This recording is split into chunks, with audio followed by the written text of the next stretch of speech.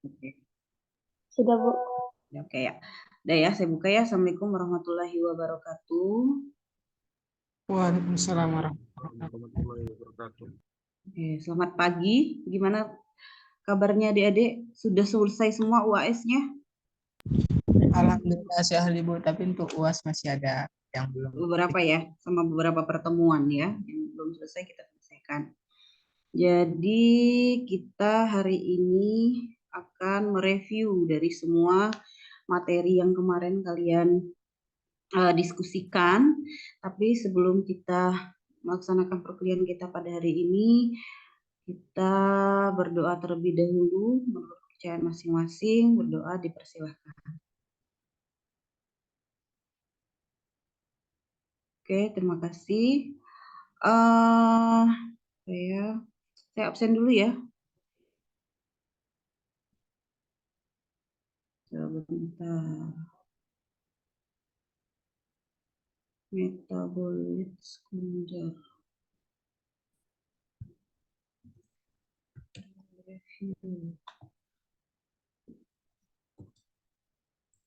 Suci sudah masuk, Suci? Ada Suci? Sudah masuk, Bu. Sudah ya. Oke. Sebentar.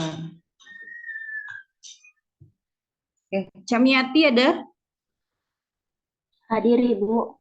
Oke. Aman, Camiati aman? Aman, Bu. Tugas-tugas sudah semua ya? Pengabdian masyarakat kemarin udah kan ya? Sudah, Bu. Oke, Nanda Ayu? Hadir, Bu. Sylvia? Hadir Ibu. Dea Mariska? Hadir, Bu. Siti Nur Azizah? Hadir, Bu. Lana Tasya Romaito Harahap? Hadir, Ibu. Fadilah? Hadir, Ibu. Naomi? Triani? Hadir, Ibu. Oke, Naomi? Hadir, Ibu. Pauline? Hadir, Ibu. Ya, Afifa? Hadir, Ibu. Fadilah? Hadir, Bu. Mar'ah? Hadir, Ibu. Ferolin? Hadir, Ibu. Febiola? Hadir, Ibu. Fatia? Hadir, Ibu. Muhammad Naufal? Hadir Bu. Udah bangun Naufal? Sudah Bu. Udah cuci muka? Sudah Bu, sudah Bu. Yuda? Hadir Bu. Hah? Oh, Yuda, Rian, Hafiz satu ini ya? Satu Iya Bu. ya. Hafiz? Ada. Hadir Devri? Bu. Hadir Bu. Mana Devri? Ini Devri Bu. Oke. Di mana Devri? Apa yang gimana Bu? Aman Bu. Di mana? Di mana? Oh, di rumah nenek Bu. Di luar Bengkulu? Enggak, di Bengkulu Tengah. Cindy? Hadir, Bu. Nada? Hadir, Bu. Suci Armelia? Hadir, Bu. Melin? Hadir, Ibu. Suci, selamat ya. Iya, Bu. Makasih, Bu. Suci Armelia kan ya? Selamat ya. Iya, Bu. Semoga kedepannya bisa lebih bijaksana ya. Apa yang menjadi prioritas, apa yang menjadi tanggung jawab, itu silahkan untuk lebih dipikirkan lagi, jangan sampai terulang lagi ya Suci ya. Iya, Bu. Oke. Adinda? Hadir, Ibu. Bunga? Hadir, Ibu. Andriani? Hadir, Ibu. Kenny? Hadir, Ibu. Siti? Hadir, Ibu. Dwi Hafizah? Hadir, Ibu. Yeni Lestari? Hadir, Bu. Dina Febrianti, Hadir, Bu. Redinta, Hadir, Ibu. Muhammad Hasan, Hadir, Bu.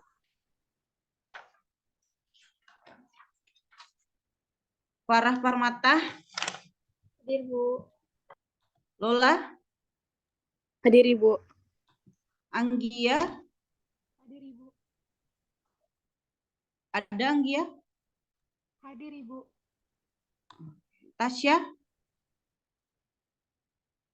Tasya mana Tasya? Ada nggak? Ibu, Halo? Ibu. Dia Gimana, di Dek? kendala mau masuk, jadi telat masuknya, Bu, lagi gangguan. Bentar. Oke. Siapa ya yang Indah sama siapa satu lagi, Dek? Kelas apa itu? Mona Indah Lisa, sama Bu. Mona Lisa, Ibu. Iya, ada.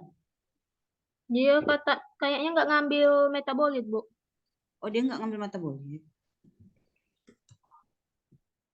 Satu paket itu ya, nggak ngambil ya? Metabolit FKG nggak ngambil, Bu. Oh.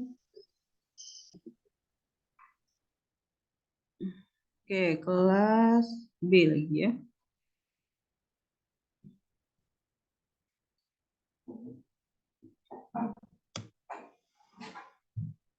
Bentar. Kok Camiati lagi? Bentar. Istilah. Kelas B kan yang belum diabsen ya? Iya, Bu, kelas B yang belum.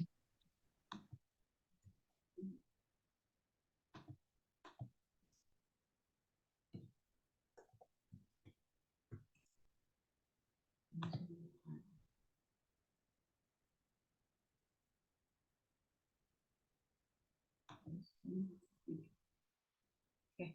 Cut Anissa? Hadir, Ibu. Ada ya. Hairunisha? Hadir, Ibu. Cynthia? Hadir, Ibu. Herni? Hadir, Bu. Ya, Anissa? Anissa ada? Halo Anissa, ada? Ada nggak? Teman-temannya tahu ada Anissa ada di mana? Oke, nanti konfirmasi di akhir ya. Delsi, Hadir, Ibu. Anika, Hadir, Ibu. sehat Anika? Alhamdulillah sehat, Ibu. Sahmin ada. Yasmin, Hadir, Ibu. Devi Melisa, Hadir, Ibu. Tarisa. Tarisa ada? Ada. Hairun Nisa. Nurkesha. Hadir, Ibu. Nurdiana, Putri Kusuma ada? Hadir, Bu. Ranti, Hadir, Bu. Devi Ariska Hadir, Bu. ada? Hadir, Bu.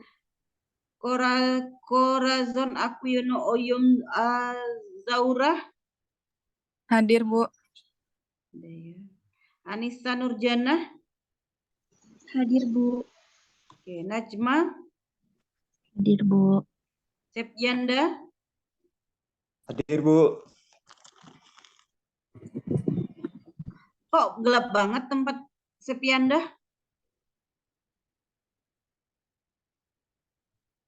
Halo Sepyanda. Yo, Bu. Sepyanda di mana? Baru bangun Di tidur ya? rumah, Bu. Apa? Baru bangun tidur. Tidak, Bu. Nabil. Hadir, Bu. Kenapa backgroundnya itu, Bil? Tadi nambahin ngasal aja, Bu. Apa menggambarkan atas kehilangan laptop? Enggak dong, Bu. Kalau laptop harus laptop. Oh, gitu. Henry, Hadir, Bu. kalian gak ada yang ke kampus ya? Belum, Bu. Ke kampusnya jam 12, Bu. Ada kuliah? Ada kuis. Ya. Oh FKG. iya, iya, iya, betul, betul. Nadila? Nadila ada? Ayu Andira? Hadir, Bu. Ingrid? Hadir, Ibu. Kelvin? Ada nggak? Ya, ya. Ilham? Hadir, Bu. Lovita? Ada ya. Dwi Permatasari? Ada Dwi Permatasari? Dea Arini? Hadir, Bu. Istiqomah? Hadir, Bu. Delsya? Delsya ada? Natasha? Hadir, Bu. Anggun? Hadir, Bu. Dwi Permata ada, oke. Chris Aurel? Hadir, Bu. Ataya Zuhra? Hadir, Bu. Sari Hema? Hadir, Bu. Rizkita? Hadir, Bu. Marcella? Hadir, Ibu. Zaza? Ada Zaza?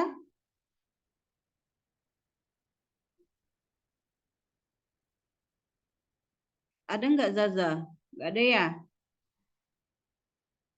Monica? Hadir, Ibu.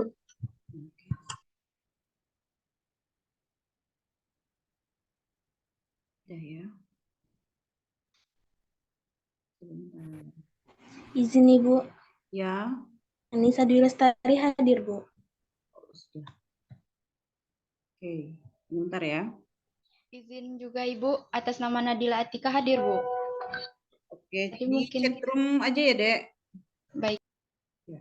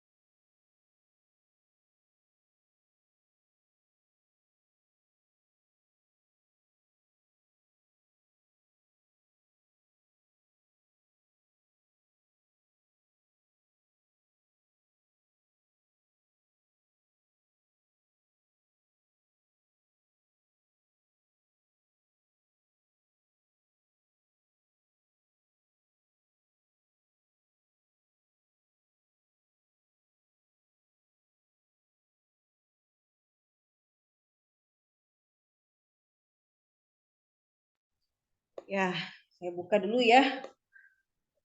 Pohon randu banyak durinya, tangan bermain kaki melangkah. Selamat pagi dengan gembira, semoga kita mendapat berkah dari perkuliahan kita pada hari ini ya.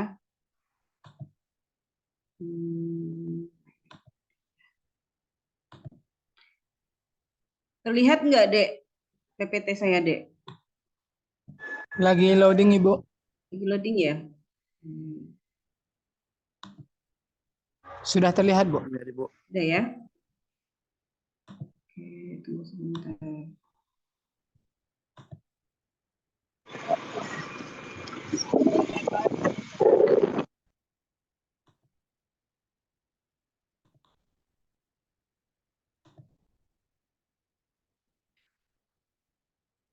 Baik ya, jadi hari ini kita akan mereview tentang metabolit sekunder. Jadi pada prinsipnya beberapa capaian pembelajaran itu sudah kalian pelajari dan diskusikan.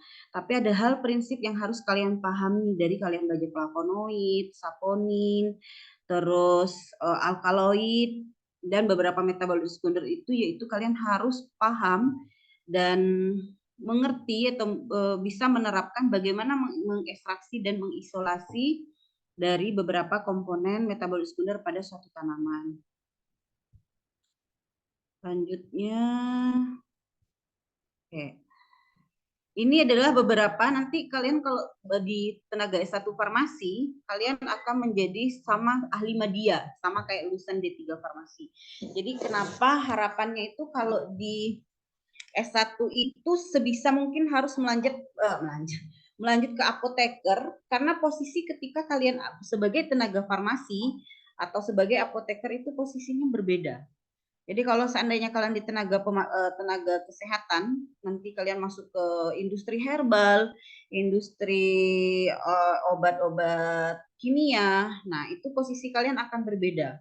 Kalau kalian cuma lulusan S1, bukan cuma ya, hanya menyelesaikan di S1, maka posisi kalian itu sebagai ahli media atau asisten apoteker. Jadi kalian yang mengerjakan teknik bagaimana mengekstraksi, bagaimana menggunakan alat-alat. Tapi ketika kalian menjadi apoteker, posisi kalian sudah menjadi supervisor ataupun menjadi manajer. Yang kalian lakukan adalah bagaimana membuat suatu ekstraksi atau isolasi itu bekerja dengan metode yang seefektif dan seefisien mungkin. Seperti itu. Jadi nanti kalau kalian selesai S1 mau bekerja di industri dan kalau seandainya kalian di D3 selesai S1 sebagai ahli media, tenaga kesehatan farmasi, tidak harus bekerja di industri herbal. Kalian juga bisa menjadi seorang wirausaha. Wirausaha di bidang obat tradisional menengah ataupun obat tradisional yang skala kecil. Jadi kalau kalian pernah mendengar mengimpor misalnya minyak asiri ataupun beberapa bahan baku, nah itu bisa dilakukan oleh obat-obat tradisional kelas menengah. Begitu. Kalau di sini contohnya pengerjaan ekstraksi itu ada di PT Sido Muncul karena mereka menyediakan beberapa obat-obat herbal, obat tradisional maupun fitofarmaka yang dimana prosesnya ini mengerjakan suatu proses ekstraksi. Untuk kalian sendiri apa pernah melakukan suatu ekstraksi? Sahmin? Untuk masih kemarin sama perkolasi, Bu. Kalau di praktikum, Bu. Kalau di kehidupan sehari-hari apa, Dek? Pernah nggak mengekstraksi? Pernah, Bu. Silakan kalau mau menjawab sebutkan nama ya. Gimana, Cynthia? Tapi mohon maaf ya Bu jika salah. Mungkin kalau untuk kehidupan sehari-hari itu biasanya seperti kita memerah sari dari kelapa, Bu. Oke, ada yang lain? Saya juga pernah, Bu. Gimana, Calvin? Ibu saya punya tanaman itu, Bu, tanaman daun cendol. Di sana dia masukin air ke daun cendolnya, terus dia peres, nanti ekstranya keluar. Oke, betul ya. Jadi kalau Cynthia tadi agak sedikit kurang pas, tapi memang ada proses itu penyarian. Kalau pada proses yang disebutkan yang dilakukan oleh ibunya Calvin tadi, yaitu melaksanakan ekstraksi dengan metode apa itu? Ada yang bisa jawab? Ekstraksi basah bukan, Bu? Ekstraksi metode langsung. Salah. Ada lain? Perkolasi bukan, Bu? Bukan. Pernah dengar infusah atau dekokta? Pernah, Bu. Tapi kalau infusa dekokta itu direbus kan, Bu ya?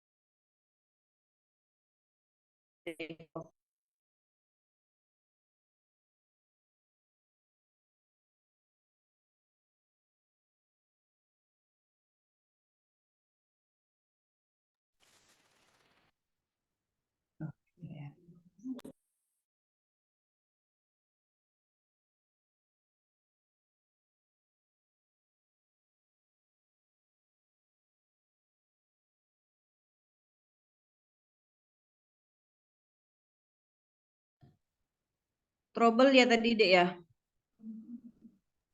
Iya, Iya, Bu, Bu. terkeluar. Bentar. Share screen dulu. Mungkin izin bertanya dulu, Bu, ke Calvin. Tadi untuk daun itunya itu direbus dulu atau gimana, Vin? Enggak, itu langsung dipetik, dicuci, terus langsung diperas aja gitu.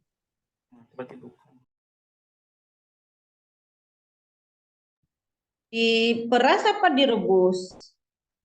Diperas, Bu. Nanti dia tuh diperasnya di dalam air, nanti ekstraknya keluar, terus pada saat udah keluar didiamin jadi agar dia, Bu, ekstraknya.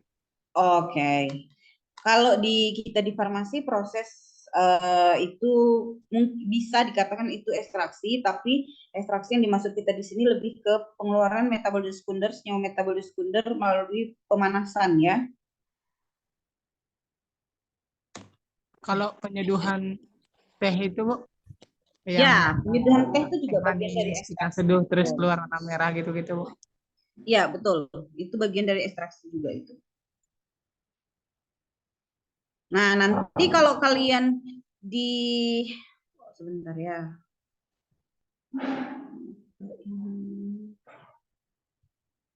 Sebentar.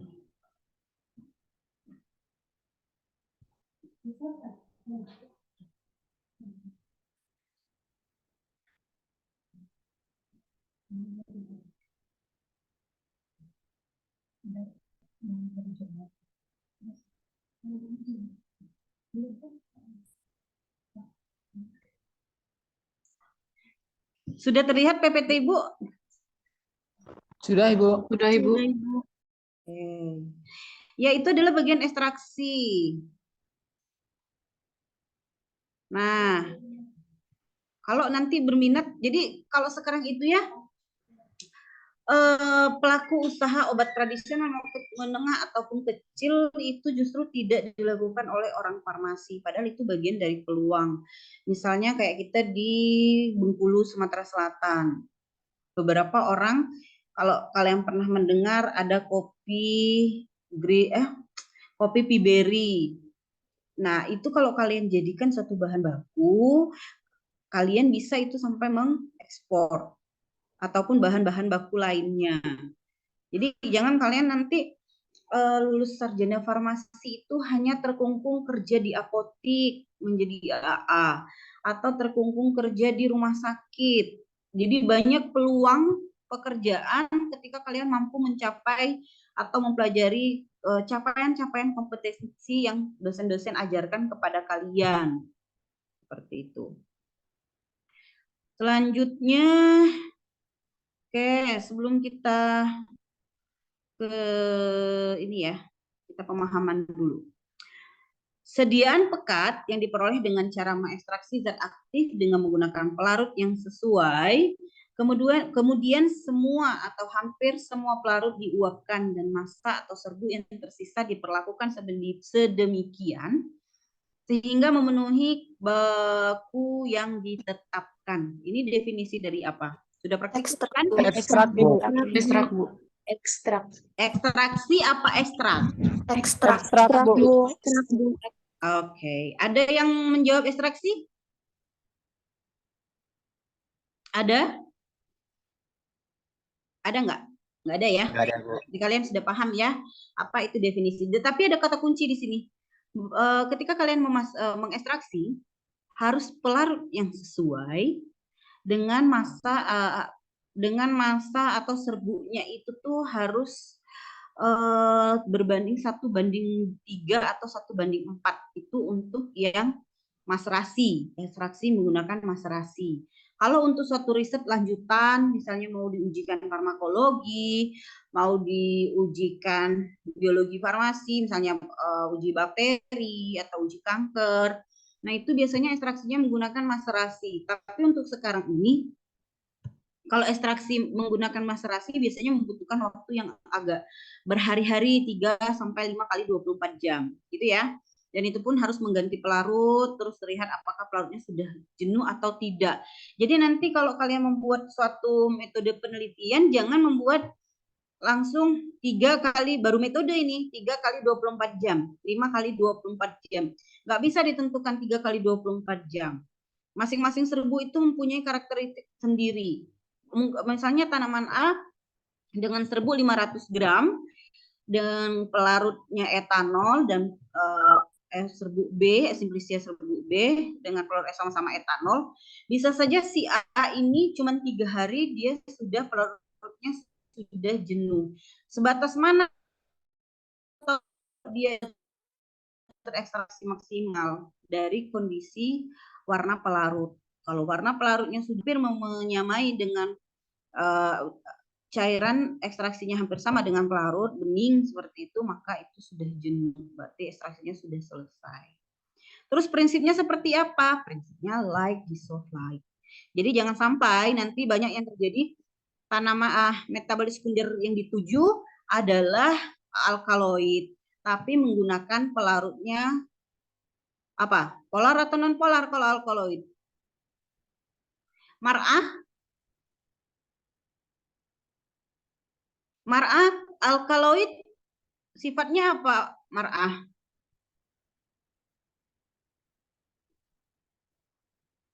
Halo Mar'ah. Iya, Bu. Alkaloid sifatnya apa? Wah, gimana? Polar. Hah? Bersifat apa deh? Polar?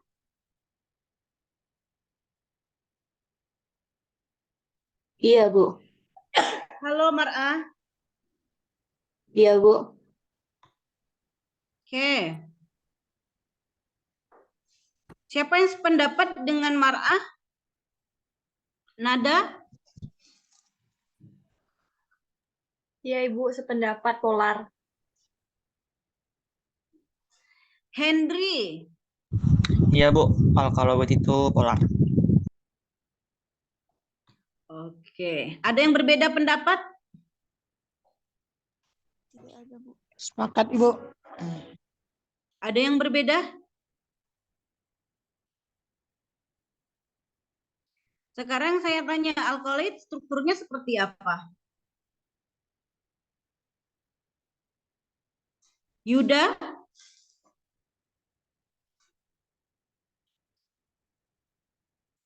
Ya, Bu. Alkaloid strukturnya seperti apa?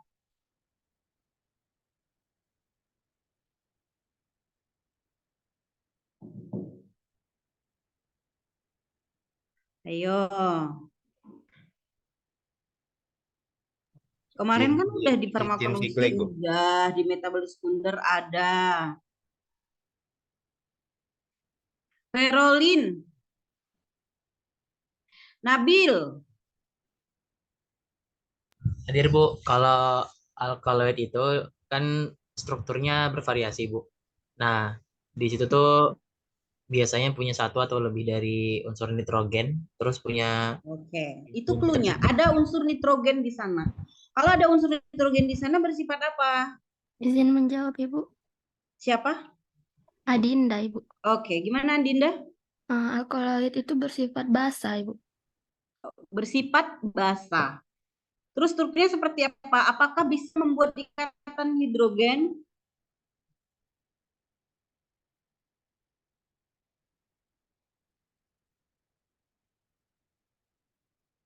Suatu senyawa dikatakan polar atau nonpolar, salah satu cirinya adalah bisa membuat ikatan hidrogen. Nah, pada alkaloid ini bisa nggak membuat ikatan hidrogen?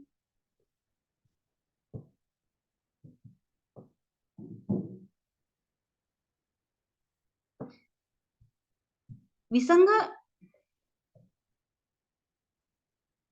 Ada yang bisa jawab?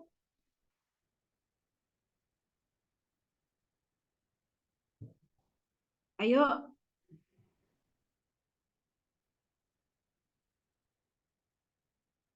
Ada nada salsabila?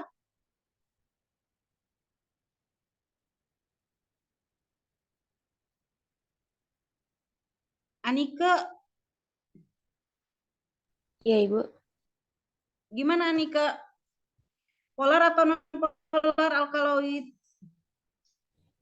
Kalau menurut Anike, Coba sekarang semuanya cek di PubChem.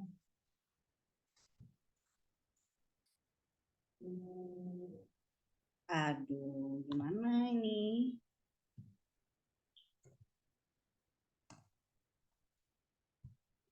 Ayo, cek sekarang di sini. Alkaloid.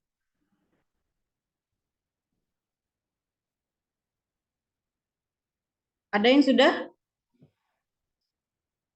Silakan tunjuk tangan. Tolong Dina yang aktif untuk dicatat ya.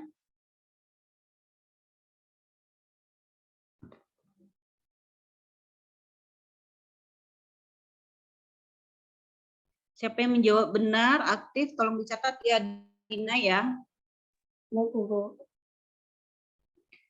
Sudah ada yang cari di PubChem tuh? Sudah? Pauline?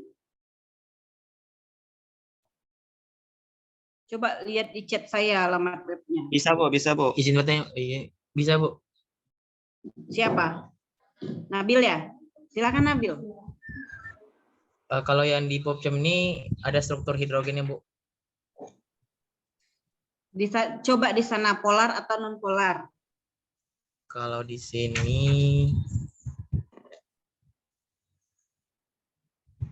Ada yang sudah menemukan?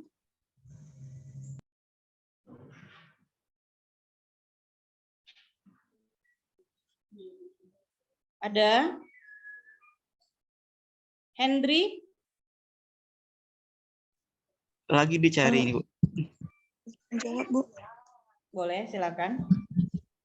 Jadi kalau untuk syarat untuk suatu struktur itu dikatakan polar, mohon maaf ya Bu kalau misal salah, itu bisa membentuk ikatan hidrogen. Nah, jadi di unsur struktur dari alkaloid ini dia kan ada mengandung CH3O ya Bu, CH3.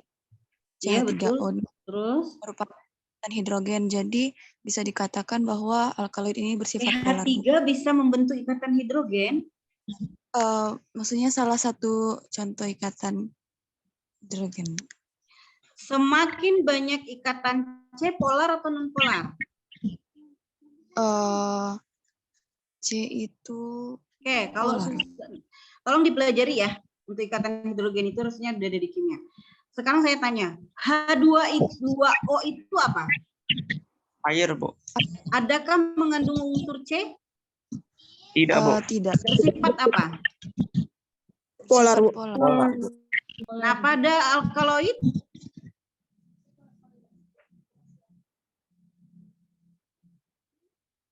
Pada alkaloid gimana?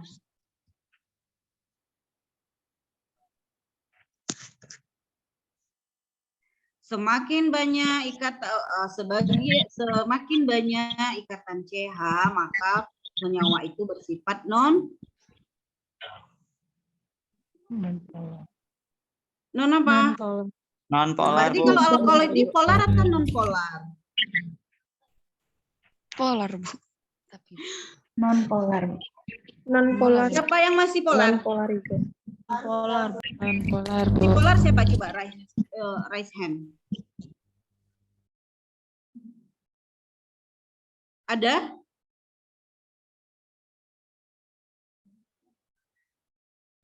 Ayo. Jadi pada alkaloid ini bersifat polar atau non polar? Non polar, Bu. Kenapa dia? Karena atom C-nya banyak. Semakin banyak atom Cuman C. itu aja. Iya. PR ya untuk semuanya.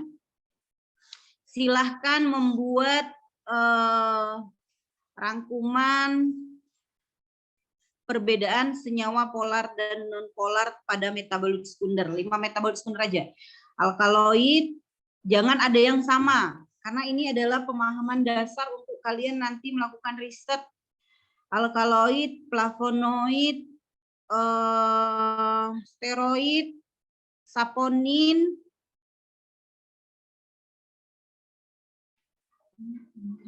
jangan ada yang sama. Silakan merangkum sampai kalian paham apa yang menjadi pembeda suatu senyawa polar dan non polar. Karena ini berkaitan dengan mengekstraksi dan mengisolasinya. Oke. Nah, terus yang namanya mengekstraksi itu berprinsip sebagai like, dissolve like. Jadi senyawa non polar akan tertarik dengan pelarut polar. Jangan sampai kalian mau menarik flavonoid bersifat polar tapi ditarik dengan pelarut non polar enhexan. Maka itu nanti kalau kalian melakukan uji lanjutan pada uji farmakologi, uji toksikologi, itu akan memberikan negatif palsu. Jadi bukan metabolis sekunder kalian itu tidak beraktivitas, tapi memang penarikannya itu tidak maksimal. Paham ya? Paham, Bu. Oke. Selanjutnya setelah percobaan suatu ekstraksi, selanjutnya sampel diuapkan ke dalam rotary evaporator. Fungsinya untuk apa? Memekatkan, Bu. Memekatkan Untuk sekan, Bu. menguapkan supaya terjadi pemekatan pada ekstrak, Bu. Oke. Tapi pada teknisnya ketika kita melakukan evaporator itu kan tidak sampai pekat kan. Nah, itu gimana tuh cara memekatkannya kembali? Di oven, Bu. Di oven? Yakin di oven? Pernah dengar water bath? Oh iya. Oh, pernah, Bu. Iya. Jadi kalau kita mau suatu ekstrak, apalagi hati-hati kalau kalian mau menguji antioksidan, menguji senyawa-senyawa yang tidak tahan pemanasan, jangan di oven ya Dea ya, tapi dilakukan di water bath. Di water bath itu pemanasan dengan suhu rendah dan bertahap sampai nanti dia benar-benar kental gitu ya. Berikut adalah sub CPMK kita, jadi kalian harus paham yang namanya prinsip ekstraksi, jenis ekstraksi, dan prinsip serta contoh-contohnya. Metode ekstraksi ada berapa aja? Ada metode ekstraksi panas sama dingin, Bu. Kalau yang dingin itu ceritanya macerasi, perkolasi. Kalau panas itu sokletasi. Itu, Bu, yang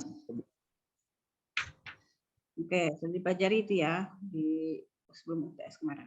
Nah, ini adalah beberapa contoh metode ekstraksi. Kalau pada yang ini, yang awal ini ya, ini adalah metode ultrasonik. Jadi kalau metode ini prinsipnya dia menggetarkan sel-sel itu sehingga dia mengeluarkan metabolit sekunder. Jadi ini adalah tahap proses penggetaran sehingga senyawa metabolit sekunder keluar ke pelarut dan terlarut dalam terlarut tersebut, lalu dilakukan pemisahan dan baru diambil. Nah, kalau yang ini adalah maserasi. Kalau pada ultrasonik ini jarang memang orang lakukan, tapi sedang orang banyak lari ke arah sini dibandingkan dengan maserasi. Kenapa? Karena di ultrasonik ini menggunakan sampel yang sedikit dan menggunakan pelarut juga sedikit serta waktu yang sangat singkat. Hitungan waktunya hanya 1 jam, 2 jam, 3 jam. Sedangkan kalau maserasi, kalau pada ultrasonik ini terutama untuk penelitian menggunakan sampel yang sedikit ya. Misalnya kayak uji toksisitas, uji kanker, nah itu kebutuhan sampelnya hanya sekedar mikrogram. ppm. Nah, kalau yang pada maserasi ini biasanya kalau sejauh ini masih digunakan kalau mau membuat formula karena butuhnya banyak. Tapi ya itu tadi memang cara penggunaan metodenya itu mudah, terus sederhana, tapi banyak juga menggunakan pelarut dan sampel. Yang terakhir apa ini? Perkolasi, Bu. Bagaimana prinsipnya? Itu prinsipnya mengalirkan cairan penyari pada pada simplisia yang sudah direndam. Oke. Itu ya. Jadi kalian harus sangat paham, jangan sampai nanti melakukan metode penelitian, Bu, saya mau melakukan uji aktivitas alkaloid, Bu. Alkaloid ini sebagai anti diabetes. Terus mengekstraksi pakai apa? Etanol. Itu salah. Bagaimana mungkin pelarutnya polar, sedangkan senyawa ini bersifat non-polar. Kecuali kalian akan melakukan uji isolasi atau vaksinasi. Ini saya tunjukkan di sini. Nah, ini bentar. Mohon Sipen kalau sudah 100 menit nanti diingatkan ya. Dina? Halo Dina. Iya, Bu. Yang aktif tolong dicatat ya, sama kalau udah 100 menit tolong diingatkan ya. Baik, Bu. Oh, ya. Terus ini adalah bagian, nah kan tadi kita bertanya ya, kalau ekstraksi sederhana, infusa, dekokta itu langsung bisa digunakan. Bagaimana dalam penemuan senyawa baru? Seperti itu. Sebentar ya.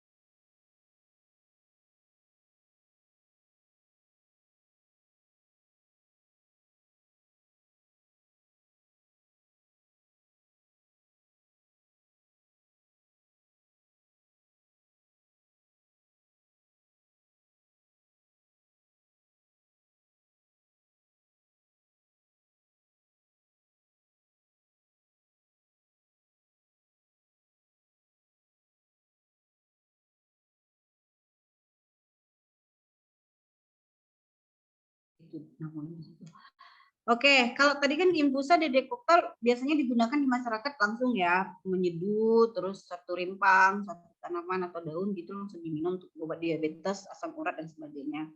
Bagaimana pada proses untuk uji biologi mencari komponen aktif pada tanaman tersebut?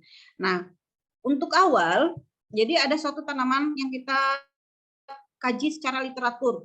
Oh, pada tanaman misalnya kebiul gitu ya. Kebiul banyak digunakan sebagai anti diabetes dan sebagai anti kanker. Bagaimana sih proses penemuan itu sampai didapatkan yang namanya senyawa misalnya tiloporin. Oh, dia bekerja dengan menghambat M2 pada sel. Nah, begini prosesnya. Jadi suatu tanaman itu dijadikan dulu simplisia, disortir basah, sortir kering, baru di penjemuran, apakah penjemurannya langsung atau menggunakan oven. Nah, dapatlah yang namanya serbuk. Dari serbuk itu nanti maka dilakukan ekstraksi dengan berbagai pelarut. mulai dari pelarut polar, non-polar, sampai non-polar, semipolar, dan non-polar. Kenapa mengekstraksi dengan perbedaan pelarut? Kenapa siapa ya? Oke. Fatia, kenapa Fatia? Kita mengekstraksi mencari suatu tanaman komponen aktif itu diekstraksi dengan berbagai pelarut. Izin menjawab, Bu. Oke. Kenapa digunakan berbagai macam pelarut? Karena kita ingin mengetahui senyawa ini itu bisa dapat diekstrak dengan pelarut yang mana, Bu? Gitu. Apakah senyawa ini dapat digunakan pelarut polar atau dengan pelarut non-polar? Oke, ada yang lain? Ilham? Halo Ilham? Ya, Bu. Kenapa harus diekstraksi dengan berbagai pelarut?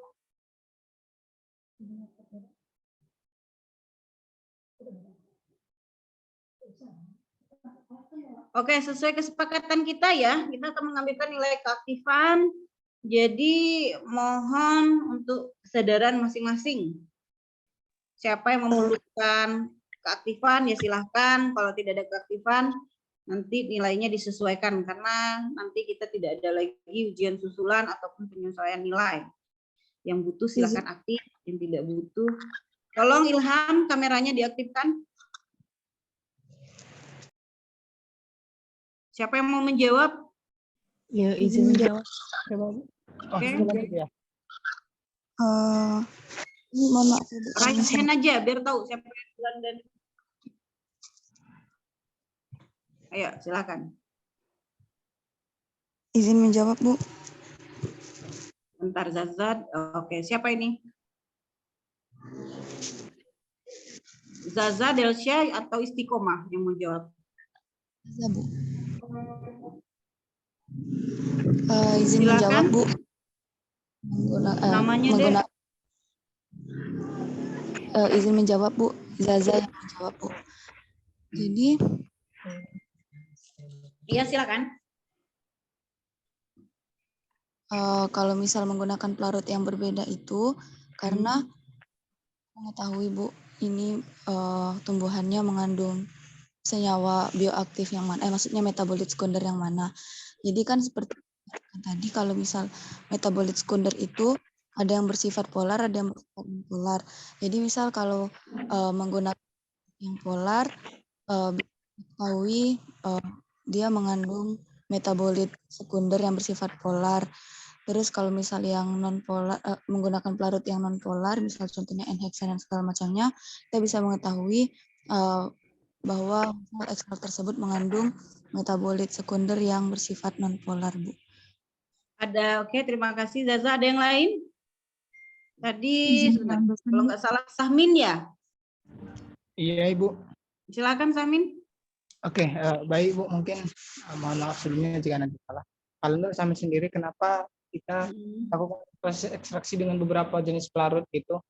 Mungkin untuk melengkapi jawaban saudari dari yang pertama tadi, bahwasanya kenapa kita harus melakukan dengan berbagai jenis pelarut? Mungkin saja satu jenis tanaman itu bisa diekstraksi dengan beberapa jenis pelarut, tetapi yang harus urgensinya supaya kita mengetahui pelarut yang mana yang lebih efektif gitu, lebih cepat untuk mengekstrak dan lebih banyak kandungan yang bisa diekstrak. Mungkin itu, Bu. Oke, terima kasih Sahmin. Ada lagi Dina yang mau jawab ya? Melin, Bu, menggunakan satu device. Oh, siapa? Melin. Selin. Ya, Bu. Oke, silakan Selin. Pemilihan pelarut itu, Bu, salah satu faktor yang penting dalam proses ekstraksi. Jadi jenis pelarut yang digunakan dalam proses ekstraksi itu dapat mempengaruhi jenis komponen bahan aktifnya yang terekstrak. Karena masing-masing pelarut itu mempunyai selektivitas yang berbeda untuk melarutkan komponen aktif dari bahan tersebut. Oke, terima kasih Selin. Ada lagi? Devri, Gustian? Izin Bu menambahkan jawaban dari teman-teman sama seperti yang disampaikan teman-teman tadi, bahwa jenis pelarut merupakan salah satu faktor yang menentukan bagaimana hasil ekstrak yang akan kita dapatkan. Nah, dalam hal ini kita akan mengekstrak metabolit sekunder. Seperti yang kita ketahui bahwa senyawa metabolit sekunder itu, Bu, akan larut dalam jenis pelarut yang sejenis. Seperti yang disampaikan oleh Sahmin dan teman-teman tadi, bahwa yang polar akan larut bersama pelarut yang polar, sedangkan yang non-polar akan larut bersama yang non-polar. Selain itu, Bu, tingkat kepolaran itu juga mempengaruhi presentasi dari didapatkannya senyawa yang akan kita dapatkan. Nah, dengan begitu, sebelum kita melakukan ekstraksi, diperlukannya riset terlebih dahulu untuk mengetahui bahwa dalam tanaman tersebut terdapat metabolit jenis apa dan terdapat kandungan apa yang akan kita dapatkan, yang ingin kita ekstraksikan. Dengan begitu kita sesuaikan dengan jenis pelarut yang memiliki sifat yang benar-benar mirip, sehingga senyawa yang akan kita ekstrak nantinya itu lebih dominan terlarut bersama dengan pelarut yang kita gunakan. Begitu, Bu. Oke, terima kasih Devri. Ada lagi? Udah? Udah ya? Tidak ada lagi ya? Ya, baik. Jadi jawabannya baik Zaza, Sahmin, Selin, Devri maupun terakhir siapa? Devri ya? Itu sudah benar. Jadi kata kuncinya di sini. Kenapa? Yang pertama, kalau seandainya itu tanaman sudah banyak yang meriset, maka kita mau lihat sebenarnya yang beraktivitas itu metabolit sekunder yang mana sih? Apakah alkaloid, atau flavonoid, atau tanin? Nah, masing-masing dari si flavonoid, tanin, alkaloid ini kan berbeda di setiap pelarutnya. Jadi dengan melakukan berbagai pelarut yang berbeda ini untuk mencari mana tanaman yang paling dominan. Misal kita mau melakukan uji toksisitas. Nah, dari berapa ekstrak ini, dari polar sampai non-polar, mana yang paling toksisitasnya paling tinggi? Setelah dilakukan uji aktivitas, oh ternyata yang aktif adalah ekstrak C. Jadi sudah diekstraksi, dilakukan uji aktivitas, misalnya uji toksisitas. Oh, didapat nih ekstrak C. Sudah dilakukan ekstrak C, maka dilakukan yang namanya fraksinasi. Ada yang tahu apa definisi fraksinasi? Izin menjawab, Bu. Oke, siapa? Cindy, Bu. Siapa? Cindy, Bu. Oh, Cindy. Oke, bagaimana Cindy? Jadi fraksinasi itu proses penarikan senyawa pada satu ekstrak dengan menggunakan dua macam pelarut yang tidak saling bercampur. Yang pelarut yang biasanya digunakan itu ada eneksan, etil asetat, sama metanol. Oke. Ada yang lain? Menjawab, Bu. Silakan. Jadi itu tuh teknik pemisahan senyawa berdasarkan kepolarannya, Bu. Ya. Siapa yang jawab ini? Zaza, Bu. Oke, Zaza. Terus apa fungsinya? Untuk melihat kalau senyawa yang ini itu atau tidak. Apa, Zah? Fraksinasi itu bagaimana, Bu? Tujuan fraksinasi. Izin menjawab, Bu. Izin menjawab, Bu. Raisin aja ya, biar berurut. Oke, silakan Herni. Dina tolong standby ya, langsung ke Excel yang saya kasih kemarin. Izin menjawab, Ibu. Jadi Ya, silakan. Jadi tujuan vaksinasi itu yaitu untuk memisahkan kandungan senyawa utama dari golongan senyawa yang lainnya dengan menggunakan pelarut yang sesuai. Oke. Yang lain, Herni? Mungkin izin, Bu. Herni dulu ya, nanti sabar ya Samin ya. Sudah, Herni apa Herni? Mau jawab? Ya, jadi tujuannya itu untuk memisahkan kandungan senyawa utama dari golongan senyawa lain dengan menggunakan pelarut yang sesuai dengan jenis senyawa yang ingin diekstrak tersebut. Oke, Devri? Devri? Izin jawab, Bu. Untuk tujuan fraksinasi itu sendiri, Bu, untuk mengelompokkan senyawa-senyawa berdasarkan tingkat kepolarannya, Bu. karena kita menggunakan pelarut dengan tingkat kepolaran yang berbeda. Oke, Sahmin?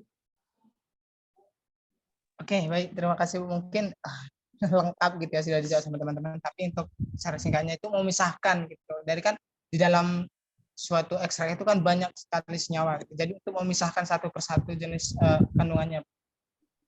Oke, terus Fadila? Silakan Nabila. Sebenarnya jawaban saya sama dengan teman-teman Ibu. Vaksinasi ini.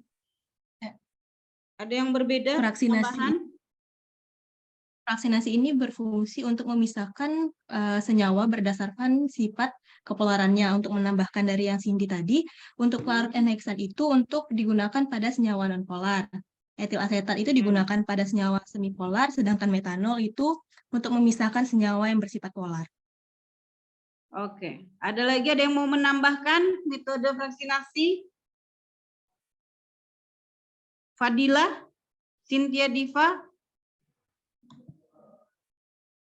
Izin menjawab Bu, untuk metode vaksinasi sendiri itu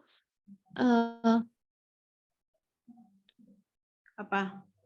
Menggunakan pelarut yang tidak saling bercampur Bu, di mana metode-metodenya itu terdapat salah satunya menggunakan kolom kromatografi, kemudian kromatografi cair vakum, kemudian juga ada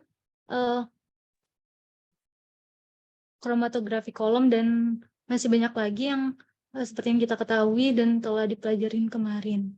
Oke, ini berkaitan dengan mata kuliah ini apa? Instrumentasi kimia. Instrumentasi, baik. Terus Cynthia udah ya, Zaza, Delsia atau Istiqomah yang mau menjawab? Zaza Bu, izin kalau tadi kan Zaza memberikan pengertiannya ya Bu. Mungkin untuk tujuannya tadi Bu. Tujuannya tadi itu untuk metabolit sekunder yang ingin dicari itu bersifat polar atau non polar seperti itu Bu tujuannya. Untuk membedakan golongan-golongannya Bu. Bukan golongan-golongan lagi ya. Kalau kita sudah dapat misalnya ekstrak, dia polar. Nah, misalnya alkaloid itu misalnya di non-polar menggunakan pelarut N-heksan.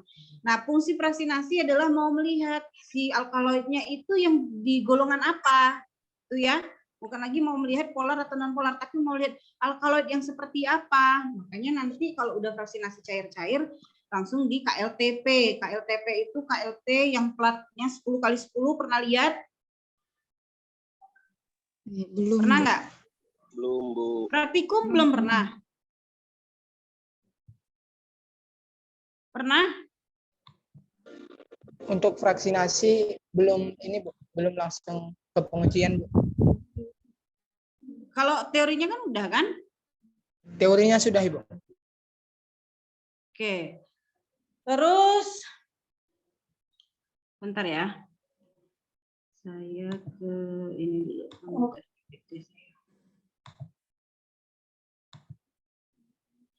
Nah, sudah kan dilakukan vaksinasi, terus diuji lagi toksisitasnya atau dilanjutkan misalnya uji angiogenesis, baru dilakukan, oh ternyata didapatkan fraksi 3 yang aktif. Nah, dari fraksi 3 tadi dilakukan yang namanya isolasi. Apa itu isolasi? Apa, Dek? Ada yang bisa jawab? Isolasi? Izin menjawab, Ibu. Boleh, silakan. Isolasi itu merupakan proses pengambilan atau pemisahan senyawa bahan alam dengan menggunakan pelarut yang sesuai. Isolasi kurang tepat. Ayo. Ya, izin Bu. Oke, silakan. Kalau isolasi, setahu saya itu adalah satu proses yang digunakan untuk mendapatkan senyawa murni, Bu. Ya, betul. Ada lagi? Yang mau menambahkan? Menambahkan, Bu. Siapa ini? Nabil, Bu. Oke, gimana, Bil? Untuk mendapatkan senyawa murni itu sebutannya isolat, Bu. Dah gitu doang. Gimana proses isolasi? Izin Bu, isolat tuh produknya ada Bu. Iya, bagaimana proses mendapatkan isolasi? Itu bisa pakai kromatografi nggak, Bu? Oh, kromatografi lagi. Oh, itu beda. Oke. Ya, kelihatan ya prosesnya ya.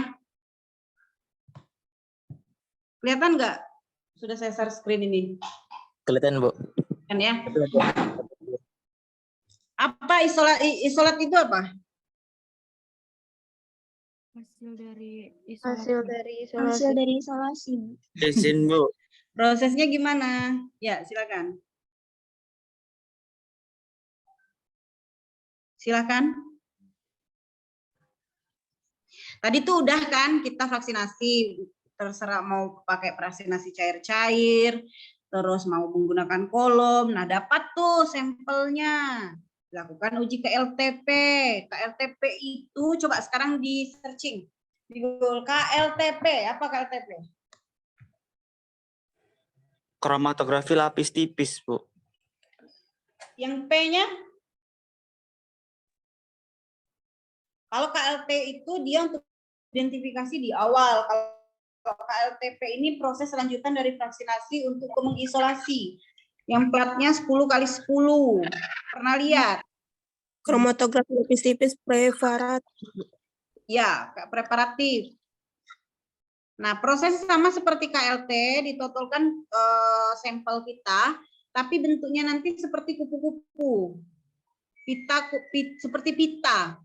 Nanti kita kasihkan standar, misal ya, kita curigai adalah senyawa indol, senyawa yang sudah ada di pasaran sebagai senyawa anti kanker, misalnya tiloporin. Jadi vaksinasi kalian tadi ditotolkan, terus ditotolkan lagi standar, nanti dilihat apakah pita antara si standar dengan si isolat ini sama atau tidak. Nanti yang mendekati dengan isolat ini, yang aktif ini, maka itu dikerok. Baru dilakukan uji. Ini yang namanya dapatkan hasil isolat tadi, dilakukan uji dulu, uji kanker atau uji yang lain. Nah, dapat aktifnya itu nanti baru dimurnikan. Baru dikarakterisasi, baru dilakukan uji elusidasi struktur. Elusidasi struktur nih, kalian udah dapat belum? Semester? Oh, nanti kalian akan belajar ini di semester 6 ya. Jadi tidak usah terlalu dipikirkan dulu. Seperti itu. Sekarang kita kembali ke slide Ibu satu lagi. Sampai sini ada yang mau ditanyakan? Mana yang materi Ibu tadi ya? Ada? Bu, izin bertanya, Bu. Oke. Ini Henry, Bu. Iya. Tadi terkait untuk proses ekstraksi itu kan yang seperti yang sudah dikatakan Ibu itu kalau mau maksimal itu harus dibuat simplisia terlebih dahulu, Bu ya. Bukan maksimal dibuat simplisia dulu, harus memang dibuat simplisia. Yang saya mau tanyakan, Bu, simplisia itu kan dipanaskan atau dikeringkan, posisinya kan kering, Bu. Itu apakah kalau tidak sudah simplisia itu tidak dipanaskan lagi, Dek?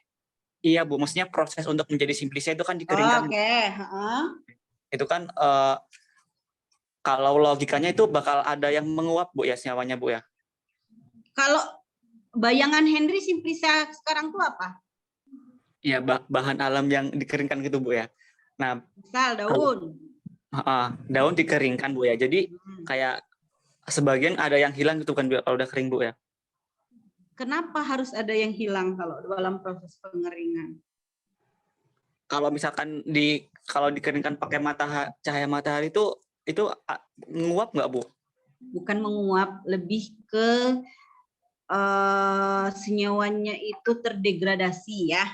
Bukan menguap, tapi lebih ke rusak atau jadi senyawa lain. Makanya kan kalau kita membuat suatu simplisia itu dari awal kita harus sudah tahu nih yang mau saya ambil ini apa, apakah antioksidan, apakah flavonoid, terus kita pelajari karakteristik flavonoid, alkaloid, antioksidan ini secara fisik maupun kimiawi.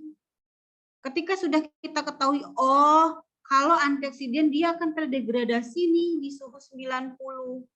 Otomatis waktu pengeringan tidak boleh kalau pakai oven, berarti misal suhunya cuma 40 derajat saja. Kalau yang penguapan itu lebih ke pelarut, ya. Nah, kalau pada pengeringan matahari langsung untuk COD memang tidak disarankan karena kita tidak bisa mengontrol suhu untuk mengeringkan langsung, walaupun misalnya waktu kalau untuk pengeringan langsung itu ditutup dengan kain hitam, dia tidak langsung ke sampel yang mau kita keringkan. Makanya orang kebanyakan biasanya pakai oven, karena di oven bisa mengatur suhu berapa, senyawa target kita tadi itu tidak rusak. Seperti itu. Paham, Henry? Paham, Ibu. Terima kasih, Bu. Oke, jadi hati-hati nanti ya kalau seandainya kalian mau mengambil sampel, jangan sampai nanti, oh padahal senyawa ini di 60 saja sudah rusak, terus saya panaskan, otomatis nanti dari kalian maserasi, kalian mengevaporator, uji aktivitas, nah itu akan diragukan. Makanya harus penguatan, harus paham benar-benar dalam persiapan prepare sampel. Seperti itu. Ada lagi? Izin bertanya, Bu. Oke. Ini Nabil, Bu. Ya. Tadi kalau memang untuk kita tuh mencegah, kita tuh dapetin degradasi senyawa tadi, kalau kita langsung ekstraknya itu dalam bentuk apa namanya, simplisia yang basah gitu. Belum simplisia, berarti ekstrak basah, Bu. Bisa nggak, Bu? Langsung diekstraksi. Tergantung. Kalau tujuannya kemana dulu? Mau uji farmakologi, biologi farmasi, atau mau atau mau melakukan teknologi farmasi. Misal kalau teknologi farmasi bisa. Misalnya kalau kayak buat lipstick dari apa namanya? Dari buah naga. Nah, itu boleh. Tapi kalau seandainya untuk uji aktivitas itu harus dikeringkan. Karena nanti kalau seandainya kadar air masih tinggi itu akan merusak saat melakukan maserasi atau ekstraksi dengan metode lain. Karena kadar airnya masih tinggi. Kadar air masih tinggi ini juga akan mempengaruhi kualitas sampel. Karena dengan tingginya kadar air, di situ kan akan menjadi media yang mudah untuk mikroba atau bakteri tumbuh. Lagi kering aja ya, kemarin waktu kita riset ke biol itu, sudah kita keringkan, terus kita ekstraksi, karena tidak steril waktu kita nuang di wadah aja, itu bisa tumbuh jamur. Dan itu akan mempengaruhi hasil. Seperti itu. Ada lagi? Izin bertanya, Bu. Jadi kalau ini sebenarnya agak keluar dari topik perkuliahan, Bu, tapi masih metabolit sekunder. Nah, jadi kalau kita ingin meneliti ya, Bu, misal contohnya anti kanker. Nah, kalau misal kita berpaku sama satu senyawa saja, misalkan biasanya anti kanker tuh erat kaitannya sama antioksidan ya, Bu, misal, Bu. Nah, kalau misal suatu senyawa simplisia itu udah bisa dikatakan sebagai anti kanker nggak, Bu, kalau hanya mengandung satu saja? Misal kita menelitinya antioksidan terhadap simplisia A misal. Nah, kalau misal terbukti mengandung antioksidan, apakah itu? Jadi yang namanya kalau masih dalam, apalagi penggunaan tradisional, obat tradisional ya, misalnya masih dalam bentuk simplisia, diseduh, atau itu tidak bisa dikatakan. Semua obat yang dalam bentuk obat tradisional atau herbal tidak boleh mengklaim bahwa mampu mengobati. Itu tidak boleh. Itu prinsip yang pertama. Terus yang kedua, apakah kita bisa dikatakan hanya dalam, misalnya dalam artian gini ya, cukup batas memaserasi itu saja sudah bisa dikatakan anti kanker? Belum bisa. Karena kita harus untuk menemukan satu senyawa yang bertanggung jawab, itu harus sampai proses isolasi. Seperti itu. Tapi menjadi pendukung data dia sebagai anti kanker bisa. Tapi untuk mengatakan, oh dia mampu mengobati, nggak bisa. Itu harus ada rangkaian, bahkan setelah dapat isolat, dapat strukturnya seperti apa, terus dilakukan uji toksisitas, diujikan secara molekuler misalnya dengan flow cytometry, menguji dengan protein kas fase 3 atau 9, terus apoptosis. Nah, itu pun untuk mengklaim bisa mengobati harus lagi diuji klinis dan praklinis. Apakah fase 1, fase 2, fase 3, fase 4. Siapa tadi yang nanya? Zaza, Bu. Oh ya, Zaza. Ada lagi? Cukup, Bu. Sudah? Dari Zaza. Oke, ada yang ingin ditanyain lagi? Bu, izin bertanya tambahan, Bu. Iya, silakan, Bill. Misalkan gini, Bu. Kita udah ini nih, kita mau melakukan penelitian, mau mengekstrak suatu tanaman, kita udah melakukan semua prosesnya gitu. Udah sampai ke tahap kita blender untuk kita menghaluskan simplicianya gitu jadi serbuk. Nah, itu apakah jangka waktu antara kita itu udah jadi serbuk sampai ke ekstraksi ini kita agak lama nih. Bill. Apakah sudah jelas, Bu?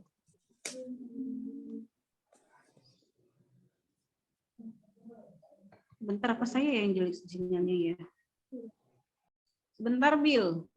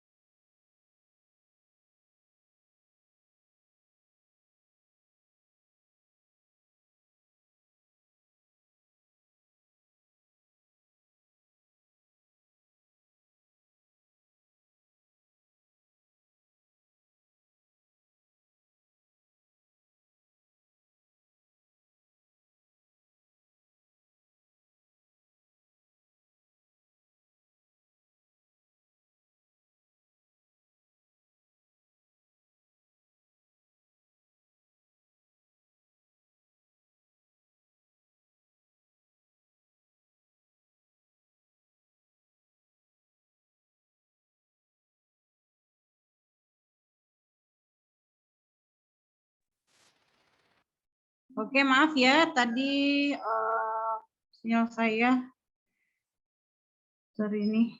Oke, gimana, Bill? Apakah sudah jelas, Bu, suara saya, Bu? Sudah. Gimana, Bill? Tadi simplicenya udah sampai tahap jadi serbuk, Bu. Nah, itu apakah harus langsung segera diekstraksi atau boleh nunggu gitu lama sampai ke proses ekstraksinya, Bu? Itu bakal mempengaruhi nggak hasil ekstraknya nanti? Oke, baik.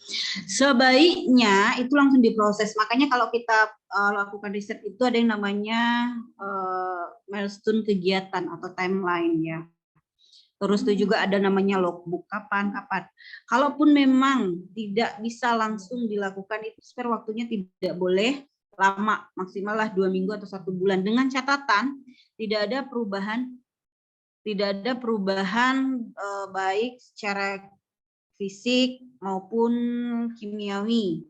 Misal ada perubahan warna, ada perubahan bau, terus sudah ada reaksi kimianya dengan misalnya kamu menggunakan wadah yang bisa bereaksi dengan simplicia walaupun dia masih dalam bentuk simplicia ya. Nah, itu akan mempengaruhi.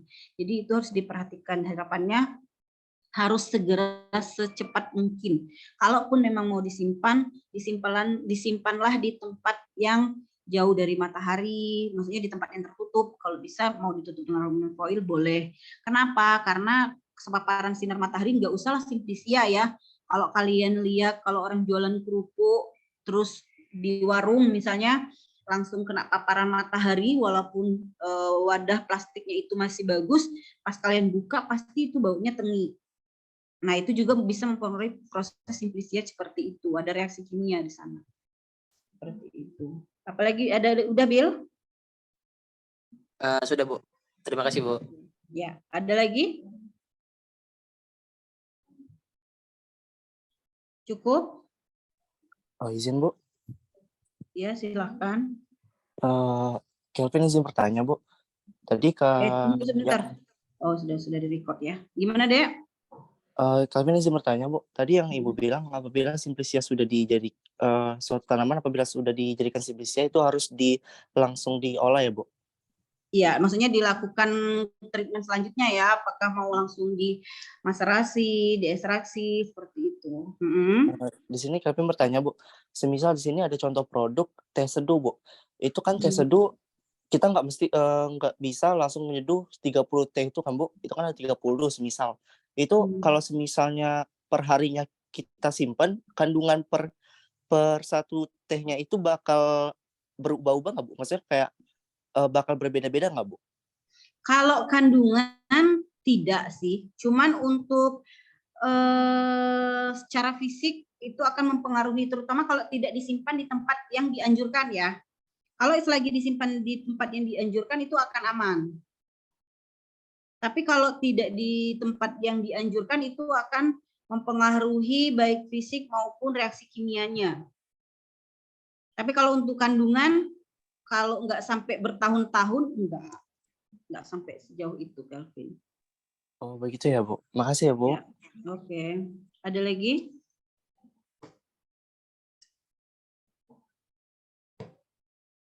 Ada? Cukup?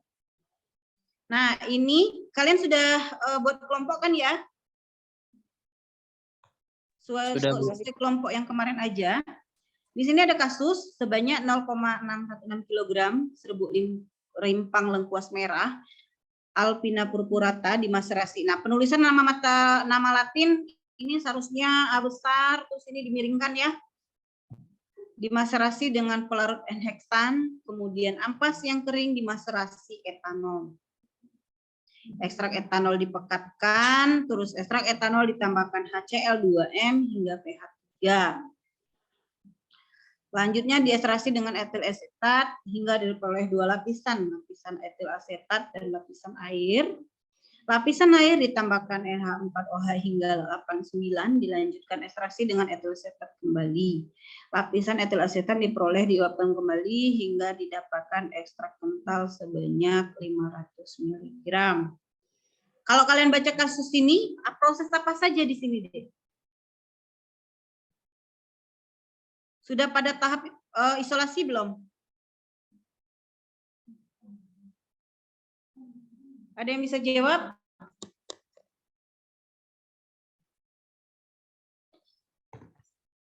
Ada? Halo?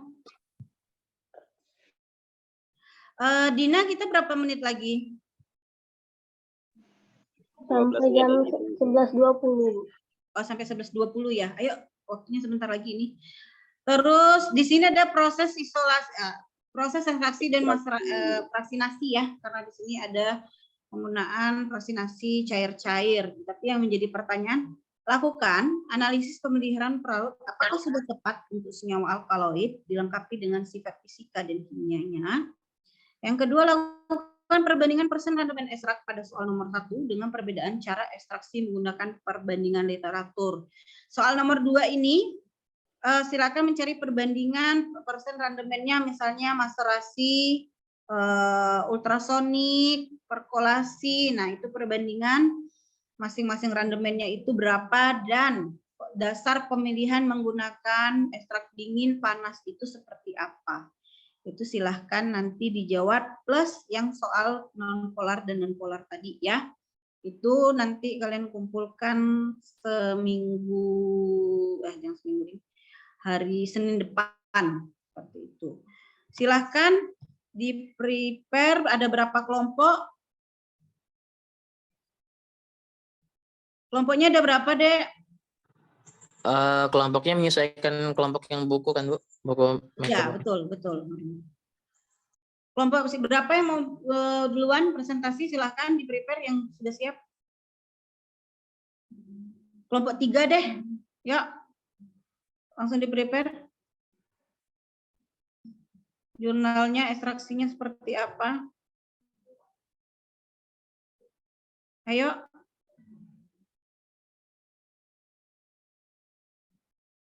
Kelompok 3A atau B, Bu? 3B. Bu, 3B silakan Berarti 3A yang menambahkan, ya. Ayo, silakan di-prepare ya.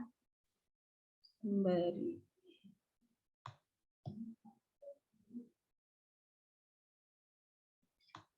Ini nanti PPT-nya akan saya share ya.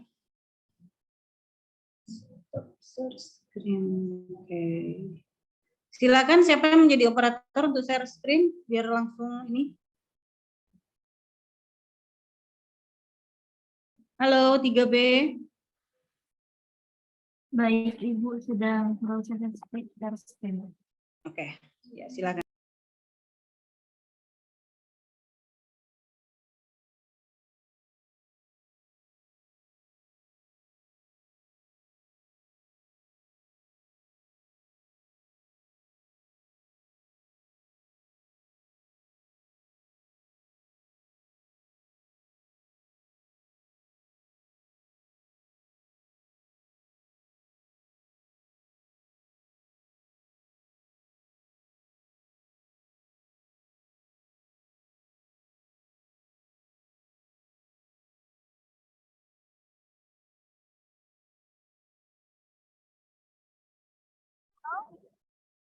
Assalamualaikum warahmatullahi wabarakatuh.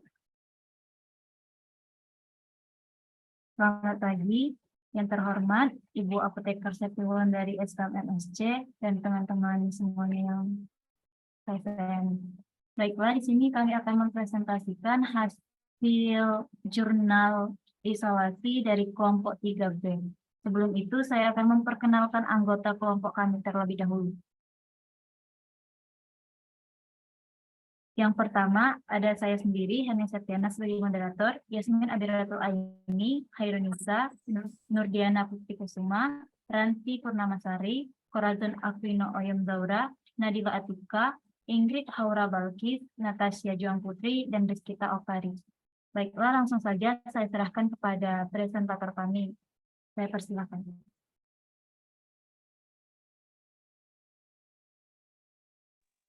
Pendahuluan.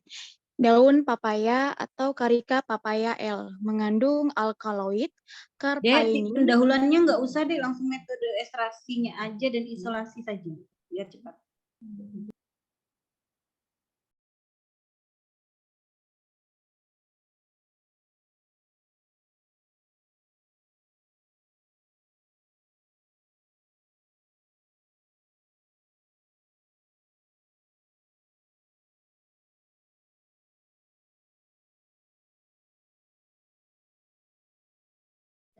Mana diagram pengerjaannya, Dek? Diagram ekstraksinya, terus isolasinya. Ini ada uji DPPH, berarti ada uji antioksidan juga kan? Berarti ada proses ekstraksi. Kalau memang tidak ada sampai ke isolasi, mana metode ekstraksinya? Oh, sampai fraksi nih. Mana diagramnya mana?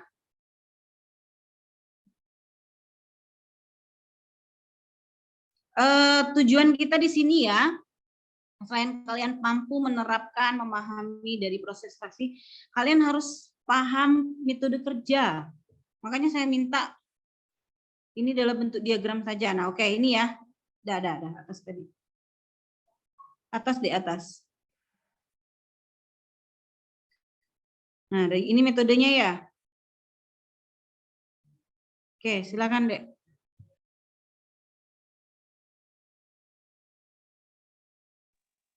Metode ekstrak daun pepaya dilakukan dengan menyari 500 gram simplicia daun pepaya dengan pelarut etanol 96% sebanyak 5 liter. Proses penyarian menggunakan metode maserasi. Penyarian diawali dengan proses pembasahan menggunakan pelarut sebanyak 2 liter selama 2 hari. Sambil sesekali diaduk. Setelah 2 hari, maserat disaring, kemudian ampas direndam kembali dengan 1,5 liter etanol 96% selama 2 hari. Disari kembali dan diperoleh maserat kedua. Ampas direndam kembali menggunakan etanol 96% sebanyak setengah selama 1 hari. kemudian disaring. Maserat yang diperoleh kemudian dipekatkan menggunakan rotary evaporator. Dilanjutkan dengan penguapan menggunakan water bath sampai diperoleh ekstrak kental. Hasil rendemen ekstrak etanol daun pepaya diperoleh prosentase rendemen sebesar 11,046%.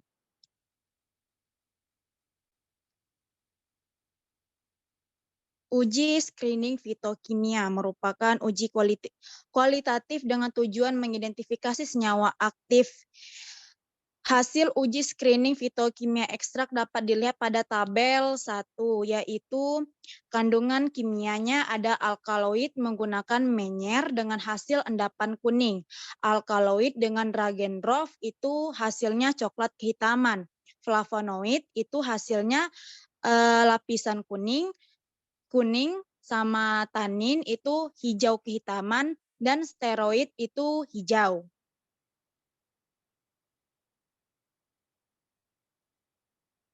Ekstrak kental daun pepaya diperoleh dari proses maserasi, selanjutnya difraksinasi. Proses fraksinasi penelitian ini menggunakan ekstraksi cair-cair dengan bantuan corong pemisah.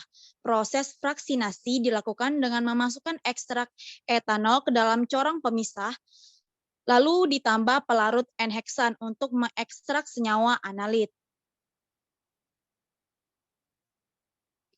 Selanjutnya, hasil fraksinasi terbentuk 2 lapisan, yaitu lapisan atas merupakan lapisan N-heksan, sedangkan lapisan bawah merupakan lapisan ekstrak etanol.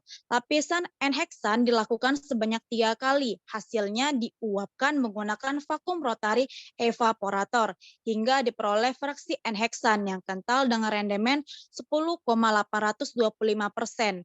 Nah, lapisan sisa yaitu ekstrak etanol ditambahkan HCl2N hingga pH 2 agar kondisi larutan berada dalam suasana asam. Hal ini meningkatkan kelarutan alkaloid dalam etanol.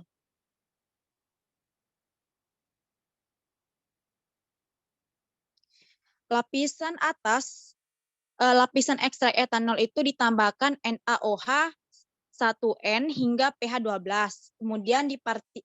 Kemudian dipartisi lagi dengan klorofrom karena pelarut klorofrom dapat mengekstrak alkaloid dalam kondisi bebas sehingga didapatkan ekstrak klorofrom isolat yang merupakan alkaloid total. Nah, alkaloid klorofrom isolat itu diuapkan hingga diperoleh ekstrak kental dengan rendemen 1,97%. Ekstrak tersebut diambil dan diuji fitokimia alkaloid. Yang diukur antioksidannya menggunakan metode DPPH. Hasilnya senyawa alkaloid pada KLT dapat dilihat pada tabel 3, yaitu pengujinya senyawa alkaloid dengan fase geraknya N-heksan dan etil salisilat 7:3 samprot reaksi Dragendorf. Hasilnya itu hasil bercaknya itu merah.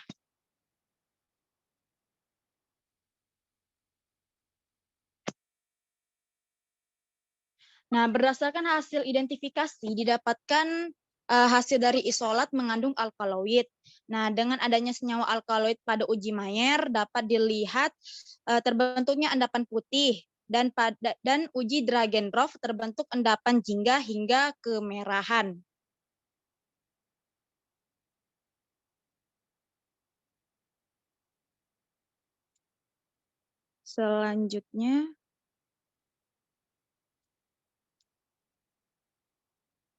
Selanjutnya langsung kesimpulan aja.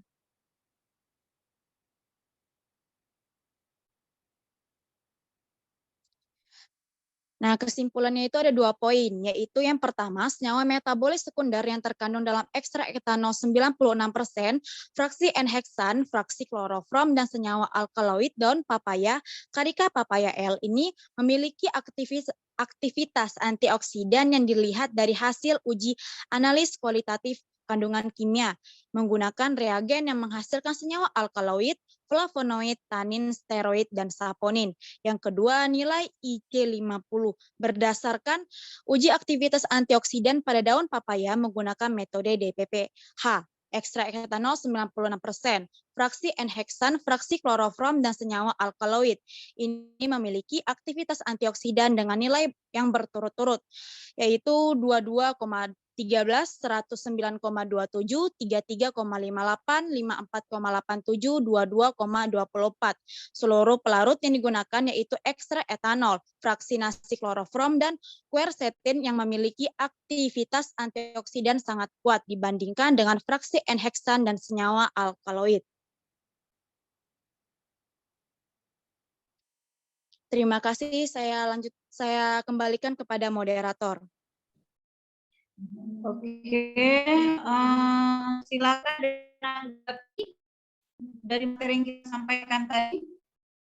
Ini kesempatan akhir untuk keaktifan ya, karena setelah ini kita tidak bertemu lagi.